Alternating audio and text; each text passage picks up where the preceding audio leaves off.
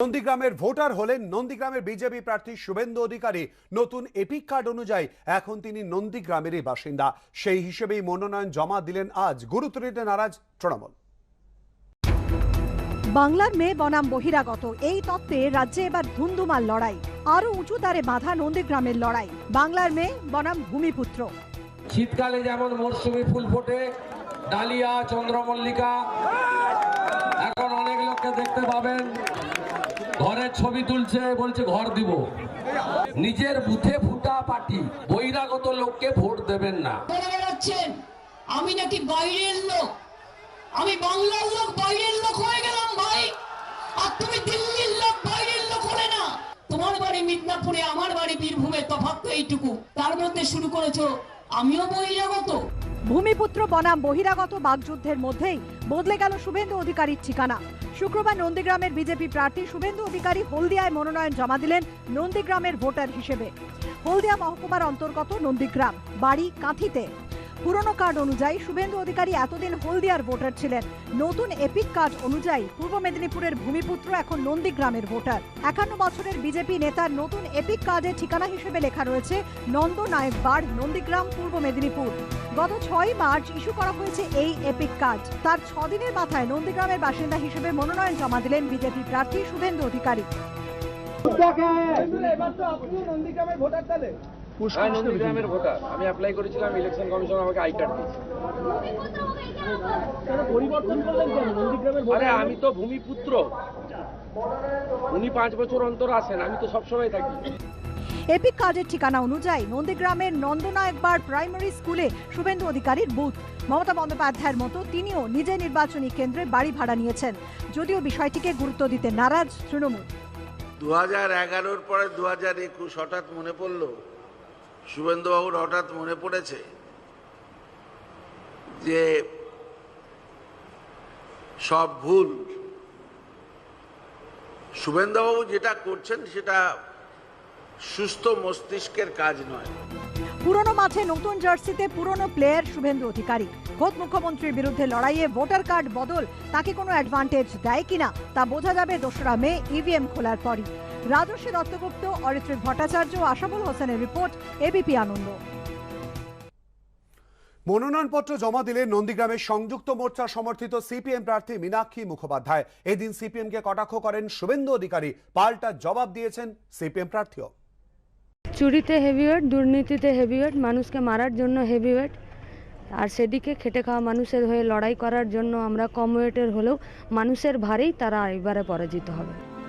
বিধানসভা ভোটের high voltage কেন্দ্র নন্দীগ্রামে হেভিওয়েটদের লড়াইয়ে তিনিও যে কম ওয়েটের নন, মনোনয়নপত্র জমা দিয়েই তা বলে দিলেন সংযুক্ত মোর্চা সমর্থিত সিপিএম প্রার্থী। কথায় বলে মর্নিং শোজ দ্য ডে। ভোটের ময়দানে তিনি নবাগতা হলেও রাজনীতির ময়দানে নন। নন্দীগ্রামের ব্যাটল গ্রাউন্ডে মুখোমুখি মমতা শুভেন্দু। এই দুজনকে টক্কর দিতে সংযুক্ত মোর্চার তরফে সিপিএম এর টিকিটে নন্দীগ্রামে লড়বেন ডিওয়াইএফআই রাজ্য সভানেত্রী মীনাক্ষী মুখোপাধ্যায়। অর্থাৎ লড়াই এবার পুরোদস্তুর ত্রিমুখী। সেই উত্তাপ আরও বাড়িয়ে শুক্রবার নন্দীগ্রামে সংযুক্ত মোর্চার প্রার্থী হিসেবে মনোনয়নপত্র পেশ করলেন সিপিএম এর মীনাক্ষী মুখোপাধ্যায়। এদিন হলদিয়ার গিরিশ মোড় থেকে মিছিল করে হলদিয়ার মহকুমা শাসকের দফতরে যান মীনাক্ষী। সঙ্গে ছিলেন কংগ্রেস ও আইএসএফ এর কর্মী সমর্থকরাও। পশ্চিমবঙ্গে মানুষের, খেটে খাওয়া মানুষের, বেকারদের কর্মসংস্থানের জন্য, পেটে ভাতের জন্য বিকল্প সরকার গঠন করতে হবে। দীর্ঘদিন ধরে নন্দীগ্রামে প্রার্থী দেয় বাম শরিক সিপিআই। এবারের ভোটে শোনা যাচ্ছিল বামেরা আসনটি শরিক আইএসএফকে ছাড়তে পারে, কিন্তু শেষ অবধি বড়সড় চমক দিয়ে নন্দীগ্রাম থেকে লড়াকু তরুণী নেত্রী মীনাক্ষীকে প্রার্থী করে সিপিএম। আর এর নেপথ্যেই তৃণমূল সিপিএম আঁতাত দেখছেন শুভেন্দু অধিকারী। এর আগে কমিউনিস্টের সঙ্গে তৃণমূলের লড়াই হতো, এইবার লড়াই হচ্ছে ভারতীয় জনতা পার্টি একদিকে, বাকি সব এক হয়ে গেছে। নন্দীগ্রামে সিপিএম এর প্রার্থী ঠিক করে দিয়েছে কে? তৃণমূল। রাজনৈতিক পর্যবেক্ষকদের একাংশের বক্তব্য, আব্বাস সিদ্দিকীর আইএসএফ নন্দীগ্রামে প্রার্থী দিলে সংখ্যালঘু ভোট ভাগাভাগির ফলে তৃণমূলের ক্ষতি ও বিজেপির লাভের সম্ভাবনা ছিল। উল্টো দিকে বিগত লোকসভা ভোটে নন্দীগ্রামে বিজেপির ভোট বৃদ্ধির নেপথ্যে বামেদের ভোট গেরুয়া শিবিরে চলে যাওয়া অন্যতম কারণ ছিল বলে মত পর্যবেক্ষকদের। কারণ মূলত নন্দীগ্রামে শুভেন্দুকে ধাক্কা দিতেই বামেদের বহু ভোট বিজেপিতে গিয়েছিল বলে মনে করা হচ্ছে, কিন্তু এখন সেই শুভেন্দু বিজেপিতে চলে যাওয়ায় বিজেপির দিকে চলে যাওয়া ভোট ফিরে আসার স্বপ্ন দেখছে সিপিএম। ওনাকে তো বিজেপি বলার থেকে সব থেকে ভালো লাগে ওনাকে যদি এক্স তৃণমূল বলে, গায়ে জামা পাল্টানো যায়, মতাদর্শ তো তাড়াতাড়ি পাল্টানো যায়, ওনাদেরকে না দেখে শেখানো বুঝতেই পারা যায়। নবান্ন অভিযান থেকে বামেদের একাধিক আন্দোলনে এরকম ভাবেই সামনের সারিতে লড়াই করতে দেখা গেছে কুলটির এই সাদামাটা মেয়েটাকে। সেই মীনাক্ষী এবারের বিধানসভা ভোটে পাখির চোখ করছে নন্দীগ্রামকে। তিনি কোনো চমক দেখাতে পারেন কিনা তার উত্তর মিলবে দস্যুরামে। বিটন চক্রবর্তী, অর্ণব মুখোপাধ্যায় ও অরিত্রিক ভট্টাচার্য রিপোর্ট, এবিপি আনন্দ, পূর্ব মেদিনীপুর। ক্যানিং লোকালে চেপে ভোটের প্রচার করলেন ক্যানিং পশ্চিমের তৃণমূল প্রার্থী পরেশ রাম দাস। হাওড়ার বালিতে জনসংযোগ সংযুক্ত মোর্চা সমর্থিত সিপিএম প্রার্থী দীপশিতা ধরের শিব মন্দিরে পুজো দিয়ে সস্ত্রীক ভোট প্রচারে পুরুলিয়ার কাশীপুর কেন্দ্রের বিজেপি প্রার্থী কমলাকান্ত হাঁসদা। বসন্তে গ্রীষ্মের উত্তাপ, তার উপর ভোটের বঙ্গে রাজনৈতিক পারদ সপ্তমে। গরমকে উপেক্ষা করে প্রচারে ডান বাম সব দলের প্রার্থীরা। কেউ হাজির হলেন দোরগোড়ায়, কেউ আবার রাস্তাতেই করলেন সভা, কেউ আবার ট্রেনে চড়ে করলেন জনসংযোগ।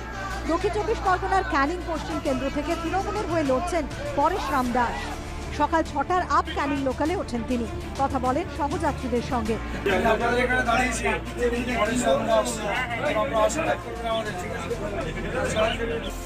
এরপর তালদি স্টেশনে নেমে আবার জাংশন ধরে ক্যানিংয়ে পৌঁছন। আগামী 6 এপ্রিল তৃতীয় দফায় ক্যানিং পশ্চিম বিধানসভা কেন্দ্রের ভোট। মানুষ তৃণমূলের সঙ্গে ছিল, আছে এবং আগামী দিনে উন্নয়নের জন্য মুখ্যমন্ত্রী মমতা বন্দ্যোপাধ্যায়কে সমর্থন করবে। হাওড়ার বালি বিধানসভা কেন্দ্রে সংযুক্ত মোর্চার সমর্থনে সিপিএম এর তরফে প্রার্থী করা হয়েছে এসএফআই এর সর্বভারতীয় যুগ্ম সম্পাদক দীপশিতা ধরকে। শুক্রবার সকালে বেলুড়ের ভোটবাগান এলাকায় প্রচার করেন তিনি। একাধিক ইস্যু উঠে আসে তাঁর বক্তব্যে। ধর্মের নামে জাতের নামে নির্বাচন করে দাঙ্গা হতে দিয়ে পশ্চিমবঙ্গের বুকে যারা বিজেপিকে জায়গা করে দিয়েছেন তাদের বিরুদ্ধেও লড়াইটা। কারণ মমতা ব্যানার্জিকে তো আমরা ভুলে যাইনি। মমতা ব্যানার্জি একটা সময় বিজেপির সঙ্গে ছিলেন, এখন 2019 সালে এরকম একটা ভয়ঙ্কর ম্যান্ডেটের পরেও তার যে এমপিরা, যখন এনআরসি সিএ এর ওপর আলোচনা হচ্ছে লোকসভার মধ্যে, সেখানে তৃণমূলের বহু এমপি অ্যাবসেন্ট ছিলেন। এরকম একটা গুরুত্বপূর্ণ বিষয়ে তারা ভোট দিতে গেলেন না, তাই তাদের বিরুদ্ধে আমাদের লড়াই এবং সেই লড়াইটা 2021-এ যে নির্বাচন, সেই নির্বাচনে পরিণতি পাবে। 10 এপ্রিল চতুর্থ দফায় হাওড়ার বালি বিধানসভা কেন্দ্রে ভোট। পুরুলিয়ার কাশীপুর কেন্দ্রে কমলাকান্ত হাঁসদাকে প্রার্থী করেছে বিজেপি। শুক্রবার শিব মন্দিরে পুজো দিয়ে সস্ত্রীক ভোট প্রচারে বেরোন তিনি। মাথা নত করে আমরা নিবেদন করলাম যাতে কাশীপুরবাসীর মঙ্গল হয়। জয় তো আমাদের হবে, জয় তো আমরা আগের থেকে আমাদের সাংগঠনিক আমরা জয় করবো। কাশীপুরের মাসির মঙ্গল কামনায় আমি আজকে পুজো দিয়ে আমার ঘরে শুরু করলাম। আগামী 27 মার্চ প্রথম দফায় পুরুলিয়ার কাশীপুর কেন্দ্রে ভোট গ্রহণ। জয়দীপ হালদার, ভাস্কর ঘোষ ও হংসরাজ সিংহ রিপোর্ট, এবিপি আনন্দ। কোচবিহারের দিনহাটায় তৃণমূলের সভায় বোমাবাজি। ভেটাগুড়িতে সভা চলাকালীন বোমাবাজির অভিযোগ। প্রতিবাদে দিনহাটা কোচবিহার পথ অবরোধ তৃণমূলের। বিজেপির বিরুদ্ধে হামলার অভিযোগ তৃণমূলের গোষ্ঠীদ্বন্দ্বী বোমাবাজি, পাল্টা দাবি বিজেপির।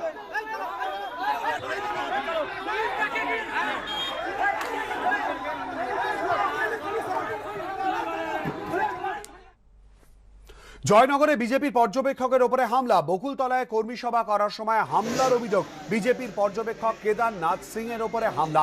তৃণমূলের বিরুদ্ধে হামলার অভিযোগ বিজেপির। কেন্দ্রীয় বাহিনীকে নিয়ে ঘটনাস্থলে পুলিশ, পুরোটাই নাটক। তৃণমূলের যোগ নেই দাবি তৃণমূলের। ভোটের মরশুমে সাধারণ পথচারীদের হেলমেট বিলি। নির্বাচনী বিধিভঙ্গের অভিযোগ পূর্ব বর্ধমানের 2 তৃণমূল প্রার্থীর বিরুদ্ধে। ভোটারদের প্রভাবিত করার চেষ্টা করছে রাজ্যের শাসক দল। এই অভিযোগে সরব হয়েছে বিজেপি। বিতর্ক শুরু হতেই ভুল স্বীকার করেছেন এক তৃণমূল প্রার্থী।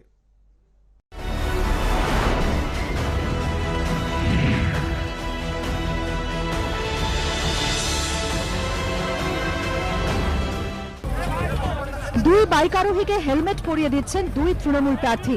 একজন বর্ধমান দক্ষিণের তৃণমূল প্রার্থী খোকন দাস, আরেকজন বর্ধমান উত্তরের তৃণমূল প্রার্থী নিশীথ মালিক। রাজ্য সরকারের সামাজিক প্রকল্প সেভ ড্রাইভ সেভ লাইফ। বৃহস্পতিবার সেই উপলক্ষে বর্ধমানের নবাবহাটে রাস্তার ধারে সচেতনতা শিবিরের আয়োজন করে স্থানীয় যুব তৃণমূল। সেখানে দুজনকে হেলমেট বিলি করে বিতর্কে জড়ান 2 তৃণমূল প্রার্থী।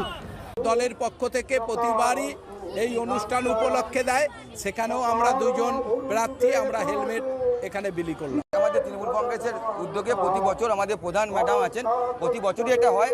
আজকে এখানে পথ চলতি মানুষ যারা সেফ ড্রাইভ সেফ লাইফ প্রকল্পে যারা হেলমেট এখনো কিনতে পারেনি, পড়তে পারেনি, তাদেরকে আমরা হেলমেট বিতরণ করলাম। বর্ধমান উত্তর এবং বর্ধমান দক্ষিণ দুই কেন্দ্রের তৃণমূল প্রার্থী শিবরাত্রি উপলক্ষে বৃহস্পতিবার 108 শিব মন্দিরে গিয়েছিলেন। মুখ্যমন্ত্রীর আরোগ্য কামনায় সেখানে পুজোও দেন তারা। তারপর নবাবহাটে যুব তৃণমূলের কর্মসূচিতে হেলমেট বিলি করতে দেখা যায় তাদের। এই ঘটনায় নির্বাচনী আচরণবিধি লঙ্ঘনের অভিযোগে সুর চড়িয়েছে বিজেপি। ভোটের মুখে তৃণমূল কংগ্রেস যে নোংরা খেলায় যে 10 বছর পয়সা কামিয়ে রেখেছে, বালি কয়লা থেকে যে পয়সা কামিয়ে রেখেছে, তার যে ব্যবহার, এই ব্যবহারের যে মানুষকে যে প্রভাবিত করা, আমরা নির্বাচন কমিশনকে অভিযোগ করব। বিতর্ক দানা বাঁধতেই ভুল স্বীকার করে নেন বর্ধমান উত্তরের তৃণমূল প্রার্থী। তো এটা আমাদের ভুলই হয়েছে, আমরা পরে আমরা বুঝেছি, অনুতপ্ত হয়েছে যে ভুল হয়েছে এটা আমরা। তো তবুও নিরাপত্তার স্বার্থে হেলমেটটা মানুষকে দেওয়াতে মানুষও খুব খুশি, তারা হেলমেট, একটা নতুন হেলমেট পেয়ে তারা আজকে গাড়ি চালাচ্ছে। প্রয়াত রামকৃষ্ণ মঠ ও মিশনের সহ অধ্যক্ষ স্বামী বাগীশানন্দ আজ সন্ধ্যে 7:10 রামকৃষ্ণ সেবা প্রতিষ্ঠানে প্রয়াত স্বামী বাগীশানন্দ। 11 বছর কাশীপুর মঠ ও মিশনের সহ অধ্যক্ষ ছিলেন তিনি। অধ্যক্ষ হিসেবে দায়িত্ব সামলেছেন কামারপুকুর, মালদা এবং মুম্বাইয়ের আশ্রমের। কাশীপুর মঠ থেকে কাল সকাল 8টায় তার মরদেহ নিয়ে যাওয়া হবে বেলুর মঠে। সেখানে ভক্তরা তাকে শেষ শ্রদ্ধা জানাতে পারবেন। কাল রাতে তাঁর শেষকৃত্য সম্পন্ন হবে।